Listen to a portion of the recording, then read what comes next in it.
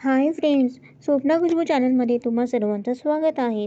Friends, आज आपण निर्दयी जग, कोवळा जीव आणि हतबल माता ही सत्य घटना ऐकणार आहोत. फ्रेंड्स, त्याआधी तुम्ही जर चॅनलवर नवीन असाल तर चॅनलला सबस्क्राईब करा. गोंडस गोजिऱ्या वासराला जन्म दिल्यानंतर त्याच्याकडे डोळे भरून पाहताना त्याला प्रेमाने चाटून साफ करीत असतानाचा एका वाहनाच्या रूपाने काळ येतो आणि निर्दयीपणे या नुकत्याच जगात आलेल्या कोवळ्या जीवाला चिरडून निघून जातो. जग पाहण्यापूर्वीच तो जीव जगाचा जीवघेणा अनुभव घेऊन निरोप घेतो. क्षणार्धात घडलेल्या या हृदयविदारक घटनेने दुःखावेगात बुडाली गोमाता हंबरडा फोडून आक्रोश करते, चिडते, तडफडते अन काही काळ रस्ता रोखून धरते.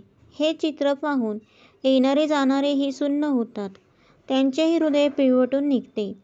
मनमाड येवला मार्गावरील चोपडा पेट्रोल पंपासमोर शनिवारी एका भटक्या गायीने वासराला जन्म दिला. हा महामार्ग प्रचंड वर्दळीचा असल्याने भरधाव आलेल्या एका वाहनाने त्या वासराला धडक दिली. त्यात त्या जीवाला काही क्षणात जगाचा निरोप घ्यावा लागला. आपल्या पोटचा गोळा डोळ्यासमोर लोळागोळा होऊन पडलेला पाहून मातेचे हृदय आक्रोश करू लागले.